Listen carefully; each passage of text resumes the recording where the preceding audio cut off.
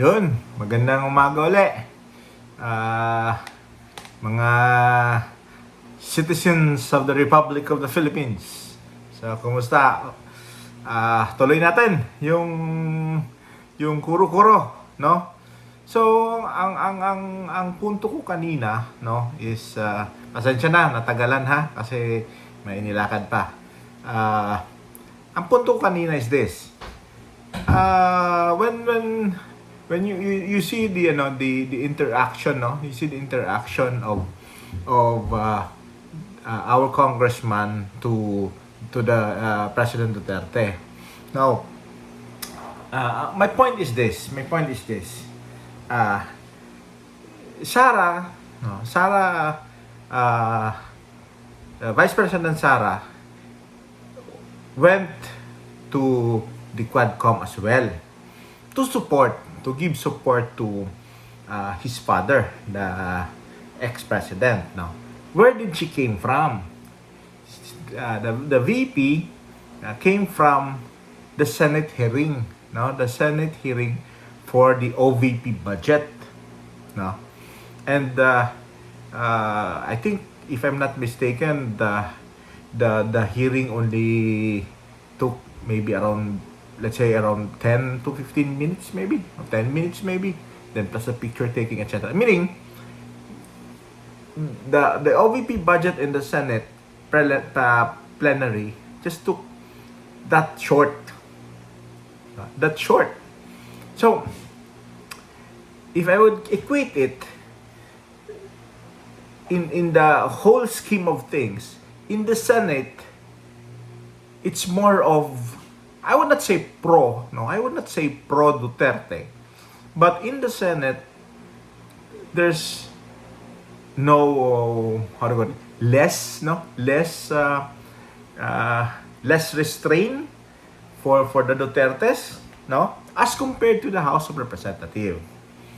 Now, okay, so the budget passes, di ba? Her budget passes the Senate, and I think there was even a motion to increase the budget, no? Her budget, I think increasing it to nearing to 2B, no? Right now her budget is around 733 million.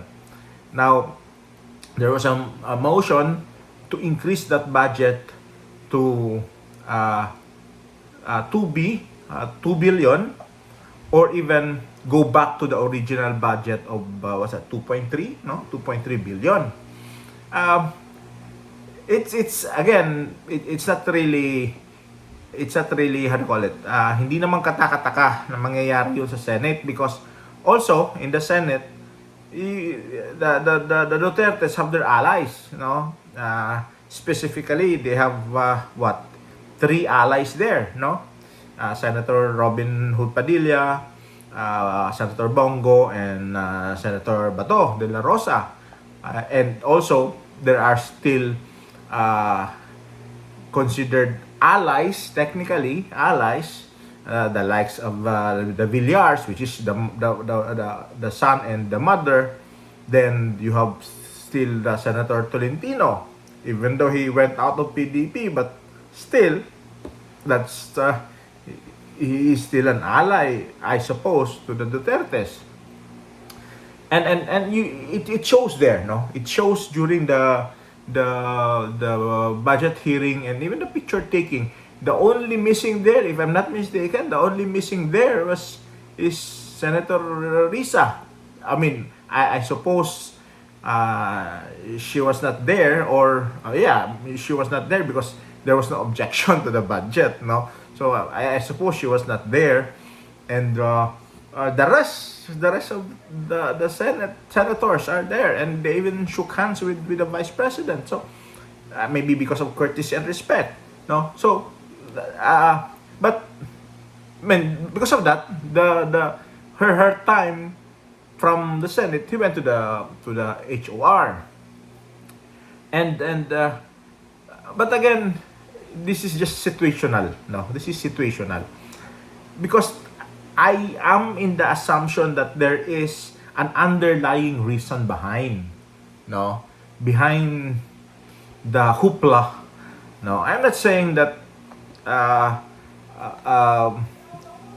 the vice president is not favored in the Senate. I think she is favored in the Senate, but also underlyingly there's an um, there's something underneath the rug, and that's what I'm trying to emphasize earlier, that this is because of the election 2025. The difference between Senate and House of Representatives election for 2025 is this.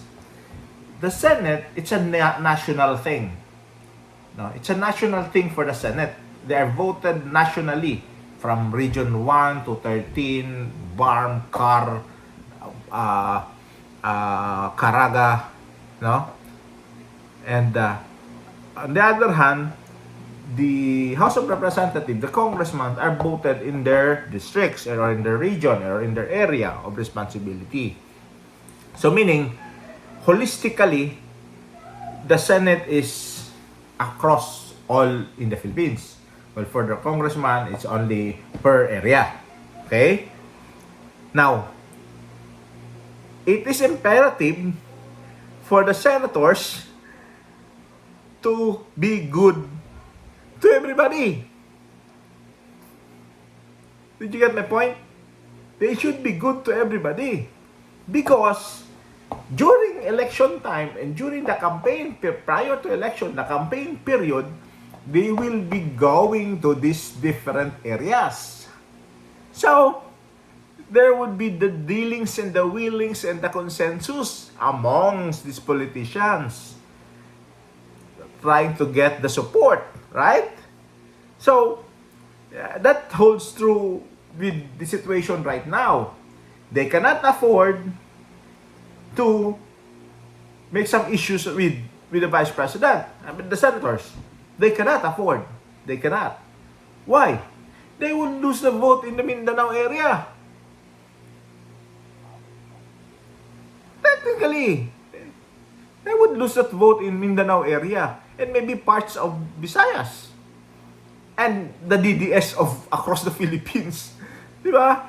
So, they will not rock the vote. They will not rock the vote. On this end, on the other hand, for the Senate, for the congressman,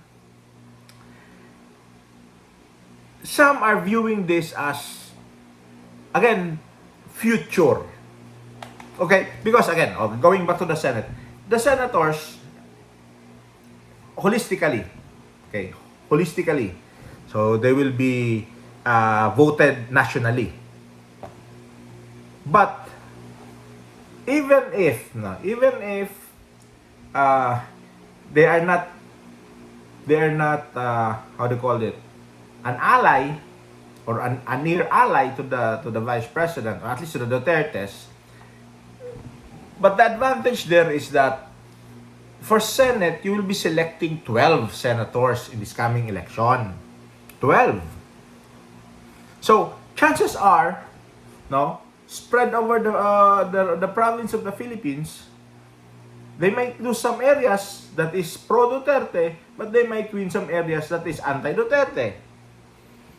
So that's the advantage, and that is the whole Philippines. So you're talking about how many millions of voters, okay?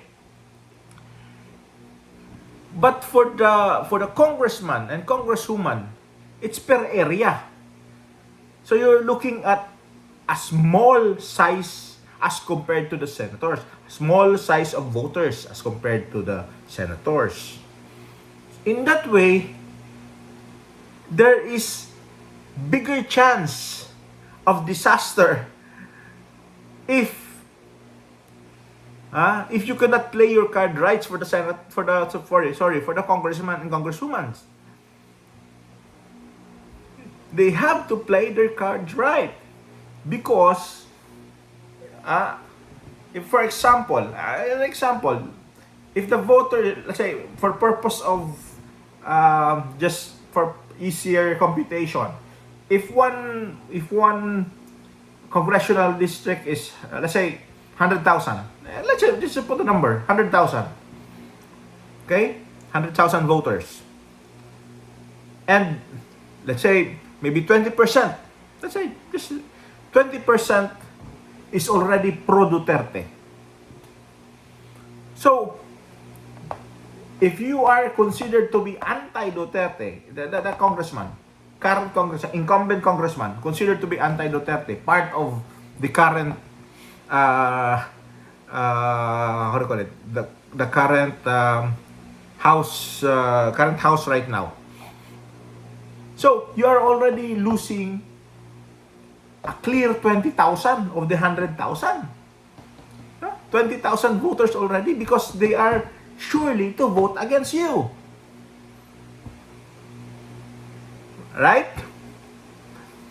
So, and there is, I mean, you have only 80,000 left, and you're competing, the competing candidate will still have some relatives, some friends, etc., etc. So, you are on a disadvantage already of 20,000 or at least 20%. That's the point. That's the point there. So, you have to play your cards right in order for you to at least lessen the impact of the Dutertes. That's my point. That's my point. I'm not saying that that the Dutertes are hard pressed to really win this 2025 election. No, even in his area in Davao, he's pitted against also the Dongrales, which is supported by the administration. So he is also hard pressed there. But the fortunate for him is he have already a base. So he's bit comfortable with the base. The only disadvantage or working against him is his age. He's now what? 80 no? 83, 81, something. It's already 80. So the age is quite an issue for him. Other than that, and it shows during the Senate hearing, during 2 days ago's HOR hearing, Quadcom hearing, sorry, that his brain, his intelligence is still there. No, so the mental aspect is still there. So, everybody in the political arena right now is trying to play their cards right. Starting from the Senate and also from the House of Representatives. They are playing their cards right. So, again, it's up to the voters, it's up to us on how we decipher these things. No? Saan ka dapat maniniwala? Sino ang paniniwalaan mo? Because after this election, 2025, you suffer again for the next 3 years. 3 years uli yan. So, kung sino yung sa tingin natin may mali, the past 3 years, no? I mean, after, from 2022 to 2025, sana wag nang ulitin natin. That's just it. Because maraming nagsasabi na budol. I mean, it always takes two sides, no? It always takes two sides. There's always two sides of the story. So, di ba? The side of if you're a coin, the heads and the tail, there's always two sides. Some would say even 3 sides. Di ba? His side, your side, and my side. Di ba? So, that's the point, no? That's the point. Why I'm stressing this out right now? Because our politicians right now are preparing for the election 2025. Whether we've noticed it or not, whether we like it or not, whether we feel it or not, whether we see it or not, they are already preparing for 2025 election. And because of that, I'm also trying to say my input, feedback, advice, suggestion that we must also be prepared for our choices or for our choice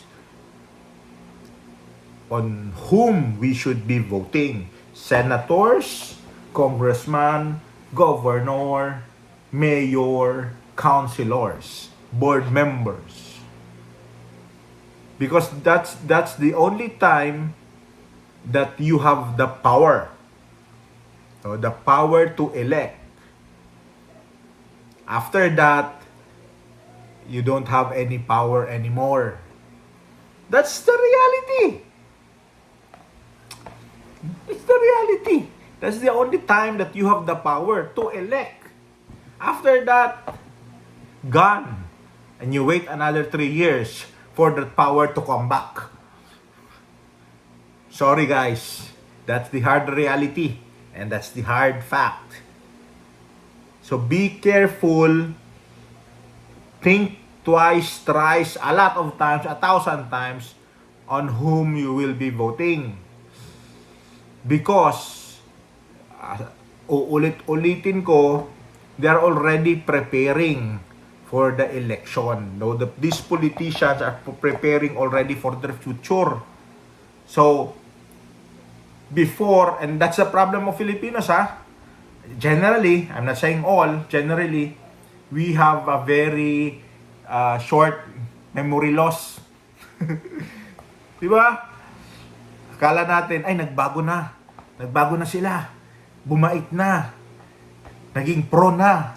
Diba? If you're looking right now and say, they're anti-Duterte, this congressman, this senator is anti-Duterte. Again, if you're pro-Duterte, we will not vote for them, etc., etc., etc. Then after how many weeks or months, or during the campaign period, or prior to the campaign period, they changes face and they become so-called pro-Duterte, or at least very friendly now to the Dutertes.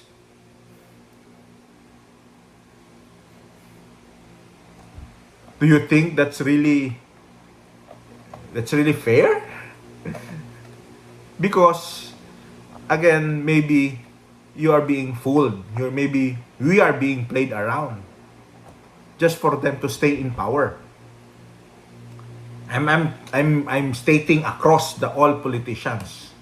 Either you're on the left or you're on the side or you're in the center, across all politicians.